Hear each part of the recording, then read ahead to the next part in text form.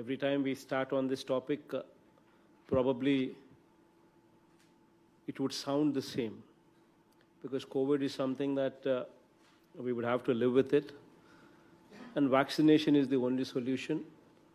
And vaccination is sambandhinchi, it is not in our hands.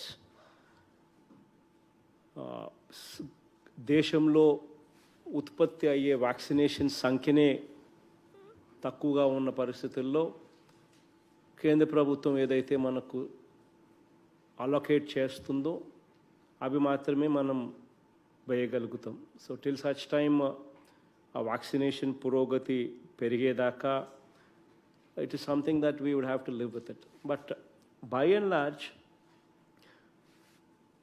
COVID has come down. This is something that is positive news for us. Today, as we speak, the daily positivity is around about 2.80%. So this is drastically low when compared to the highs of 25% what we saw. I remember those days during the second wave when we saw few districts like East Godavari reporting 25% positivity. ఆ రోజు నుంచి ఈ రోజుకు చూస్తే positivity is only 2.80%, which is substantially low. That is good progress thanks to the efforts of everybody. అందరూ కలిసికట్టుగా కలెక్టర్ల దగ్గర నుంచి గ్రామ సచివాలయం వరకు కూడా వాలంటీర్స్ అండ్ ఆశా వర్కర్ల స్థాయి దాకా పిహెచ్సిలో పనిచేస్తూ ఉన్న డాక్టర్స్, ఏఎన్ఎంస్ అందరూ కూడా కష్టపడి పనిచేశారు. కాబట్టి ఏకంగా health department, revenue department, every department ఒకరు తక్కువ ఒకరు ఎక్కువ అని కూడా చెప్పకుండా ప్రతి ఒక్కరూ బాగా పనిచేశారు. 13 rounds of fever survey. In fact, this is probably a record. 13 rounds of house-to-house survey complete చేసి సిమ్టమాటిక్ కేసెస్ను ప్రతి రౌండ్లోనూ సర్వేలోనూ ఎక్కడైనా కనిపిస్తే వెంటనే వాళ్ళని ఐడెంటిఫై చేసి వాళ్ళ మీద మాత్రమే ఫోకస్డ్ టెస్టింగ్ చేసి ఎర్లీగా డిటెక్ట్ చేసి వాళ్ళకు సరైన ట్రీట్మెంట్ సరైన సమయంలో ఇచ్చి డెత్ రేటును, మార్టాలిటీ రేటును బాగా తగ్గించగలిగినాము. కోవిడ్ను కూడా బాగా అరికట్టగలిగాం. ఇక మీదట బాగా సంఖ్య తగ్గింది కాబట్టి టెస్టింగ్స్ విషయంలో చాలా జాగ్రత్తలు తీసుకోవాల్సిన అవసరం కూడా ఉంది. దెర్స్ నో పాయింట్ టెస్టింగ్ ఉంది కదా అని చెప్పి ఊరికి కొట్టేయడం కాదు. ఫోకస్డ్ టెస్టింగ్ కంటిన్యూ కావాలి. సిమ్టమాటిక్ కేసెస్ను మాత్రమే టెస్టింగ్ చేసే కార్యక్రమం చేయాలి. అట్ ది సేమ్ టైం ఎవరైనా నాకు టెస్టింగ్ చేయండి, నాకు అనుమానంగా ఉంది, నాకు కోవిడ్ ఉంది అని చెప్పి ఎవరైనా అడిగితే మళ్ళీ వాళ్ళకు కూడా you can go ahead with the testing on those people also. అవి కూడా టెస్టింగ్ ఓన్లీ RT-PCR టెస్ట్లు మాత్రమే చేయండి. Because there's more accuracy in RT-PCR. There's no point going in for any other testing other than RT-PCR. By and large, ఈ preparation for third wave అనేది కూడా ఇంతకు ముందు నేను చెప్పినట్టుగా అవి కూడా కొంచెం కాషియస్గా ఉండండి. బికాస్ వస్తుందో లేదో తెలియదు, కానీ so just keep monitoring the progress on the district level plans that we have evolved. అవన్నీ కూడా ఖచ్చితంగా make arrangements so as to implement them by August end కల్లా మనం టార్గెట్ పెట్టుకుని just make sure that whatever we have taken steps to implement అవన్నీ implement అయ్యేట్టుగా జాగ్రత్తలు తీసుకునే కార్యక్రమాలు చూసుకోండి. as you've been seeing, heavy rains బాగా పడతా ఉన్నాయి. ఇన్ఫ్యాక్ట్ దేవుడు గొప్పవాడని కూడా చెప్పాలి. కారణం ఏంటంటే we have a situation where even before శ్రీశైలంలో even before the water level reaches any height, dead స్టోరేజ్ల నుంచే పవర్ జనరేషన్ చేసే పరిస్థితి మన కళ్ళ ముందరనే కనపడింది. Because the power generating units are at 796 feet. They started depleting the water at that level itself. అయినా దేవుడు ఎంత గొప్పవాడనంటే నిజంగా శ్రీశైలము బాగా నిండుతూ ఉంది. Rayalaseema and especially Nellore and Prakasam plus ఈ ఏరియాస్లో వర్షపు నీళ్ళ వల్లనే డ్యాములు కూడా బాగా నిండి పోయే పరిస్థితిలోకి కూడా దేవుడు తీసుకొచ్చినాడు.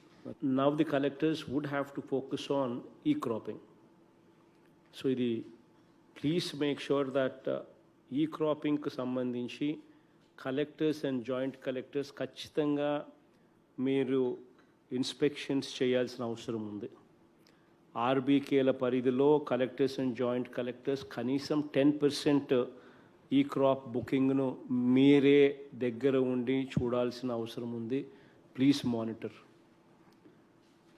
And the JDAs and DDAs will conduct 20% e-crop inspection mandatorily. ఇది కూడా జాగ్రత్తగా collectors would have to monitor. And agriculture officers and horticulture officers should conduct 30% e-crop inspections. ఇది కూడా mandatorily. ఖచ్చితంగా ఇది collectors would have to ensure that these inspections are done mandatorily. ఈ crop జరగని farmer ఉండకూడదు. ఇది ఖచ్చితంగా జాగ్రత్తలు తీసుకోవాలి. ఈ క్రాప్ చేసిన తర్వాత ఫార్మర్కు ఫిజికల్ అక్నాలెడ్జ్మెంటు, డిజిటల్ అక్నాలెడ్జ్మెంటు రెండు ఇవ్వాలి. ఎక్కడా కూడా the field functionaries should not insist on ఆ డాక్యుమెంట్ కావాలి, ఈ డాక్యుమెంట్ కావాలి అని చెప్పి ప్లీజ్ డూ నాట్ ఇన్సిస్ట్. ఈ cropping is pertaining to the crop. So ఆ క్రాప్ వరకు ఈ క్రాపింగ్ మాత్రం ఖచ్చితంగా చేయాలి. అంతేగాని ఆ క్రాప్లో ల్యాండ్ ఎవరిది, ఆ డాక్యుమెంట్స్ ఉన్నాయా, ఈ డాక్యుమెంట్ ఉన్నాయా అని అవి సబ్మిట్ చేయకపోతే మేము ఈ క్రాప్ చేయము అని ఇటువంటివన్నీ ఉండకూడదు. First Friday of every month RBK లెవెల్లో మీటింగ్ జరగాలి. Second Friday of every month mandal లెవెల్లో ఖచ్చితంగా మీటింగ్ జరగాలి, agriculture advisory committee meetings. Third Friday of every month ఖచ్చితంగా డిస్ట్రిక్ట్ లెవెల్లో కూడా ఖచ్చితంగా అడ్వైజరీ కమిటీ మీటింగ్స్ జరగాలి. ఇది ఖచ్చితంగా please make sure that these agriculture committee meetings take place.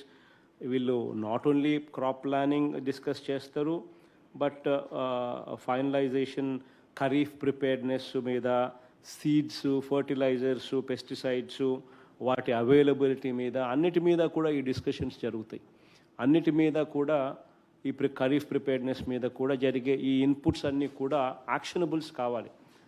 మనము ఆర్బీకేలో వచ్చే సలహాలు మనం తీసుకోవాలి, మండల్ లెవెల్లో జరిగే మీటింగ్స్లో వచ్చే సలహాలు తీసుకోవాలి, డిస్ట్రిక్ట్ లెవెల్లో మీటింగ్స్లో అవి అడ్రస్ చేయాలి. అవి అడ్రస్ చేసినప్పుడే మనము we will bring about a situation where we are addressing the issues of the farmers. So that is very, very important that you give a ear to it. ఖచ్చితంగా ఆర్బీకేస్లో ఏం అడుగుతూ ఉన్నారు, మండల్ లెవెల్లో ఏం అడుగుతూ ఉన్నారు అనేది ఖచ్చితంగా డిస్ట్రిక్ట్ లెవెల్లో you need to listen to them and you need to find solutions and give it to them. So please make sure that you do that. రైతు బాగుంటేనే జిల్లా బాగుంటుంది. 62% of the people of the population are directly aligned to agriculture activity. So please make sure that we focus on farmers. Farmers issue విషయంలో అన్ని రకాలుగా మనము ఎంపథెటిక్గా ఉండాలి.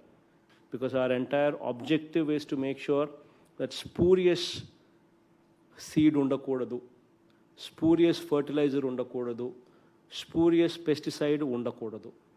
ఇక్కడ ఎస్పీలు, కలెక్టర్స్ ఇద్దరూ కూడా you need to come together and you need to meet once in a week.